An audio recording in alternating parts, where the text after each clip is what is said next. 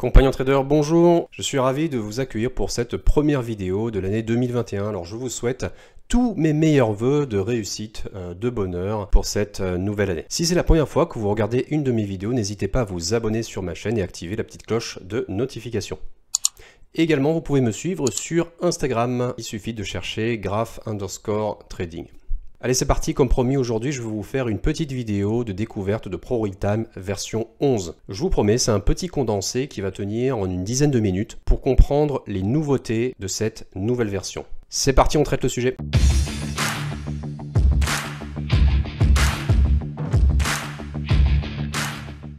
Le plan du jour. En premier lieu, nous allons traiter l'interface et la navigation. Ensuite, les propriétés du prix, les indicateurs, les propriétés des graphiques, le paramétrage de la plateforme dans sa globalité, et enfin je fais un petit récap des nouvelles fonctionnalités. Alors en ce qui concerne l'interface et la navigation, la philosophie ne change pas. C'est-à-dire qu'en fait ProRealTime est un logiciel multi-fenêtres. Vous allez avoir des fenêtres indépendantes, ou presque les unes des autres, ce qui va avoir pour conséquence de vous laisser personnaliser la plateforme à souhait. Donc là par exemple, j'ai ouvert un ProRealTime, c'est la version premium, c'est un compte réel. Et vous voyez, j'ai déjà en fait deux fenêtres qui sont affichées à l'écran. J'ai une petite fenêtre ici où j'ai mon prix. Je suis sur un actif qui est le DAX, donc Allemagne 30 chez IG, à 25 € du point et en 1 minute. J'ai également donc ma barre de menu principale qui est ici. Donc vous voyez en fait c'est déjà deux fenêtres. Donc ça, la philosophie ne change pas. Je vais avoir autant de fenêtres que je veux, c'est-à-dire mettre ici des graphiques en 1 minute, des graphiques en 5 minutes, 1 heure, etc. Alors on va démarrer par le prix. Tout simplement, vous allez aller sur le graphique, vous mettez par exemple dans le blanc et vous cliquez droit. Vous faites propriété et vous arrivez en fait sur cette fenêtre ici où on voit en fait en rouge les changements par rapport à la version précédente de ProRealTime, où vous voyez en fait le type de bougie que vous allez mettre en place. Donc si on passe sur la plateforme pour vous montrer, un clic droit, propriété, et ensuite, vous pouvez donc changer le type de prix suivant ce que vous souhaitez. Également, avec le prix, vous avez dans cette nouvelle version un certain nombre d'indicateurs qui ont été rajoutés. Alors personnellement, je ne suis pas allé creuser parce que je ne suis pas un grand fan des indicateurs, mais voilà, je vois des noms assez sympas, Rock'n'Roll, Dynamic Zone RSI, etc. Des bandes de Keltner que je ne connaissais pas du tout. Je laisse les découvrir et moi personnellement je regarderai aussi. Alors puisqu'on parle d'indicateurs, maintenant ils apparaissent visuellement sur les graphiques. Donc c'est pratique du coup de savoir quels sont les indicateurs qui sont associés au prix ou qui sont complémentaires au prix. Vous pouvez également les configurer plus facilement. Vous avez des touches de contrôle raccourci de type contrôle-clic pour les configurer. Vous pouvez également les masquer temporairement et vous pouvez les supprimer en un clic en faisant altitude plus clic. A noter également que les indicateurs sous le prix peuvent être maintenant minimisés. Donc ça c'est très pratique, on les affiche, on a besoin temporairement d'avoir plus d'espace visuel sur le graphique, on peut minimiser, mettons un RSI, et ensuite le remettre. Donc maintenant on va voir sur les graphiques comment ça se présente. Donc ce que je me propose maintenant pour voir les indicateurs, c'est de paramétrer l'affichage de la stratégie Super Trend. Donc je vais mettre ma fenêtre en grand, je vais faire un clic droit, ajouter indicateur, vous voyez le menu apparaît dessous. Je vais taper donc moyenne mobile. Je vais la définir à 20 périodes et je vais définir ici le style. On va le mettre un petit peu plus épais et puis un petit peu plus rouge aussi. Voilà. Donc là j'ai une moyenne mobile 20 périodes et on va la laisser comme ça. Je vais également rajouter un indicateur qui est le Super Trend. Donc pour ce faire, je fais ajouter indicateur, toujours. Je tape Super Trend. Et voilà, donc j'ai mon Super Trend par défaut qui est affiché. Si j'ai besoin de rajouter un RSI, très simple, vous faites ajouter indicateur, vous tapez RSI. Le RSI, c'est un indicateur qui va s'ajouter au prix, il n'est pas sur le graphique du prix. Et donc le voici ci-dessous. Donc comme je vous le disais précédemment, une fois qu'on a affiché les indicateurs, vous avez donc, vous voyez, le résumé des indicateurs qui sont sur le graphique du prix, qui est à ce niveau-là. Donc là j'ai un Super Trend, la configuration du Super Trend, une moyenne mobile simple à 20 périodes, et j'ai également donc le zone d'achat-vente, c'est ma ligne qui est ici. Donc je précise que c'est en fait la ligne de variation du prix. Vous voyez en fait l'écart entre la ligne rouge et la ligne verte, c'est le spread. Donc ici, je suis sur le DAX, j'ai un spread de 1,2 en journée. Et enfin, donc à gauche, c'est le prix, c'est-à-dire le type de prix que j'ai choisi. Donc si j'ai envie de modifier le prix, je clique sur prix, vous voyez, configurer. Mais je peux aussi faire un contrôle prix pour entrer tout de suite dans le mode de configuration du prix. Et ça, pareil pour chacun en fait des indicateurs. Soit je clique et je fais configurer, alors je ne sais pas pourquoi mon menu s'affiche si bas, ou soit je fais évidemment CTRL-clic. Très pratique également, si vous avez envie de masquer des indicateurs temporairement, vous pouvez faire un clic gauche donc habituel sur l'indicateur et vous faites cacher. Voilà. Donc là l'indicateur est caché, pareil pour celui-ci, caché.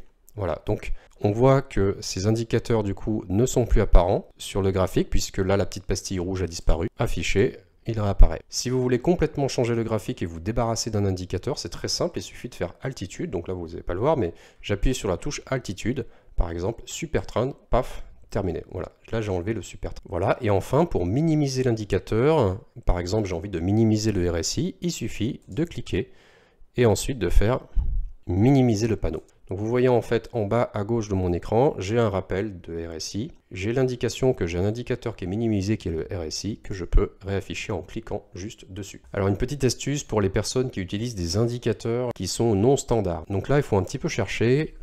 Il suffit d'aller ici en fait, ajouter indicateur. Donc vous faites un clic droit sur le graphique, ajouter indicateur et ensuite c'est là qu'il y a la petite subtilité. Il faut chercher en fait cette icône que vous voyez là et cliquer dessus.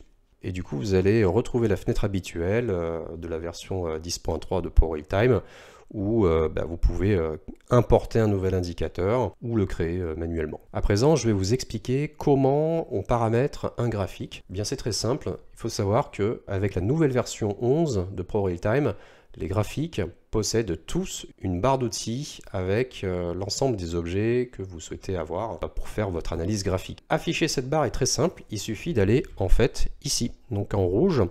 Tout en bas, vous avez un crayon et un graphique, il suffit d'appuyer ici pour démasquer la barre d'outils. Donc si je vous montre sur la plateforme, vous voyez, en bas à gauche, j'ai mon icône, le crayon et le graphique, je clique et tout de suite, ma barre en fait se démasque. L'ensemble des objets qui sont disposés sur cette barre est paramétrable.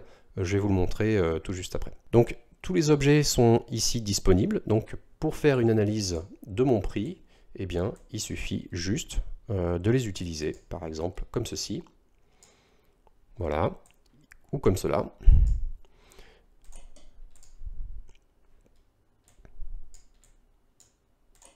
Voilà, très simple. Et une fois que j'ai terminé mon analyse, si j'ai envie de gagner un tout petit peu d'espace, je peux masquer du coup cette barre d'outils. À présent, nous allons parler du paramétrage global de la plateforme. D'abord, je vais vous expliquer un raccourci qui vous permet de paramétrer absolument tout de la plateforme sans se souvenir dans quel menu il faut aller. Donc ça, c'est une superbe option pour les personnes qui débutent avec PowerRealTime et je recommande de l'utiliser. Donc en fait, il faut aller en haut à droite de votre écran, dans la barre en fait de menu principal. Et vous avez une petite icône, vous voyez, qui est représentée dans l'encadré rouge. Et donc vous allez cliquer dessus. Donc voilà sur le graphique pour vous montrer. Donc ça s'appelle le mode configuration. Je clique. À ce moment-là, il y a des zones qui sont en grisé avec des pointillés, etc. Et en fait, ça c'est toutes les zones de votre espace PowerRealTime que vous allez pouvoir paramétrer. Par exemple, vous avez envie de paramétrer l'axe temps. Eh bien, vous cliquez sur configurer. Hop, et vous avez tout de suite la bonne fenêtre qui s'affiche avec le paramétrage de l'axe temps si vous souhaitez. Par exemple, le paramétrage ici des données, échelle linéaire, vous voyez, j'ai la possibilité de passer en échelle logarithmique, ce qui va bientôt être le cas sur le Bitcoin apparemment, puisqu'on a eu une belle poussée le week-end dernier, donc etc. Là, si par exemple j'ai envie de paramétrer cette barre d'outils à gauche, je clique, hop, et voilà, donc je peux paramétrer l'ensemble des icônes que je souhaite avoir sur cette barre d'outils, etc., etc. Ça marche aussi pour le graphique. Vous voyez, là le prix. Je peux également paramétrer ma barre de menu principale, vous voyez, comme ici, et lui dire quelles sont également les icônes que j'aimerais avoir. Quoi qu'il arrive, vous pouvez toujours accéder au menu des options comme sous la version 10.3 en allant dans les réglages de la plateforme ou de l'espace de travail ou de trading, c'est-à-dire qu'en fait, vous avez 3 portes pour accéder à l'ensemble, à 100% du paramétrage de la plateforme. Voilà, donc j'ai ma plateforme, mon espace de travail et les options de trading. Ensuite, c'est juste des raccourcis. Et à l'intérieur de chacun de ces menus, j'ai la possibilité d'accéder à toutes les options. Petit rappel pour les personnes qui démarrent avec ProRealTime, quand la première fois vous le démarrez, vous avez très souvent au niveau du graphique un ensemble d'informations qui se promènent avec la souris. C'est assez pénible puisqu'on ne voit pas comment on travaille dans le graphique. Si vous souhaitez masquer cette information, ça s'appelle en fait le détail curseur. Il vous suffit de décocher dans les options donc plateforme graphique et ici décocher afficher le détail curseur. Pour la passation d'ordre, très simple, on a deux façons comme toujours. La première, c'est de passer un ordre via le graphique, c'est-à-dire en fait sur tous les graphiques vous allez retrouver une flèche rouge, une flèche verte, et ça en fait c'est pour passer des ordres. Une fois qu'on l'ouvre, eh bien on a toutes les options pour la passation d'ordre. La deuxième des façons, et ensuite je vous montre sur le graphique, c'est tout simplement de cliquer sur carnet d'ordre tout en bas, et donc ça va avoir pour effet non pas d'ouvrir un carnet d'ordre, mais d'ouvrir en fait la console de passation d'ordre qui est très utile au scalper. Donc là il n'y a absolument aucune nouveauté, c'est comme dans l'ancienne version. La seule nouveauté finalement c'est de trouver comment ouvrir cette fenêtre ici. Donc si on passe sur la plateforme, vous voyez donc ça se passe là. Voilà, donc là je peux ouvrir acheter vendre, je peux masquer et également donc ouvrir ma console de passation d'ordre et l'épingler sur mon graphique si j'en ai besoin. Enfin, une dernière nouveauté que je trouve très pratique, c'est le zoom sur zone. Donc ça n'existait pas. Pour le faire apparaître, c'est très simple. Vous allez dans votre barre d'outils ici, vous configurez, vous rajoutez zoom sur zone et ça va vous permettre de faire des zooms. Par exemple, donc ici, je vais passer sur 15 000 unités. Voilà. Si j'ai envie de faire un zoom sur une zone bien précise, par exemple, j'ai envie de voir le rebond celui-ci, je fais un rectangle et paf, voilà, bon après il faut faire une petite remise à l'échelle rapide, mais voilà, donc ça permet de faire un joli zoom. A noter que dans la version premium de ProRealTime version 11, vous avez maintenant accès à un historique de 1 million de bougies. Donc ça c'est juste énorme parce que si vous vous souvenez, nous avions avec la version 10.3 complète 100 000 unités, avec la version premium 200 000, et maintenant avec la version premium de la version 11, vous avez accès à 1 million de bougies. Donc c'est absolument génial pour faire des backtests très poussés en ce qui concerne vos stratégies de scalping, de trading en général, ou si vous faites du trading automatique. Sachez que l'exhaustivité des nouvelles fonctions sont disponibles via ce lien que je mettrai également en description de la vidéo. Donc ProRealTime a fait une page assez complète sur l'ensemble des nouveautés dont je n'ai pas encore parlé, hein. Par exemple ProRealMap, très utile aussi. Voilà, donc le but de cette vidéo c'était de vous donner un résumé, un petit guide de survie en 10 minutes, comment appréhender la plateforme en version 11. A noter que j'ai prévu dans mes ateliers privés un atelier justement sur l'utilisation de ProRealTime. Je détaille un petit peu plus la plateforme version 11. Pour les personnes qui ont besoin d'un peu plus de temps, il est possible toutefois de rester en version 10.3, je ne sais pas encore pour combien de temps, mais vous avez la possibilité de lancer la plateforme dans l'ancienne version. Donc pour ce faire, quand vous avez cette fenêtre qui s'affiche, il suffit de sélectionner V10.3 et à ce moment-là, vous aurez donc l'ancien ProRealTime.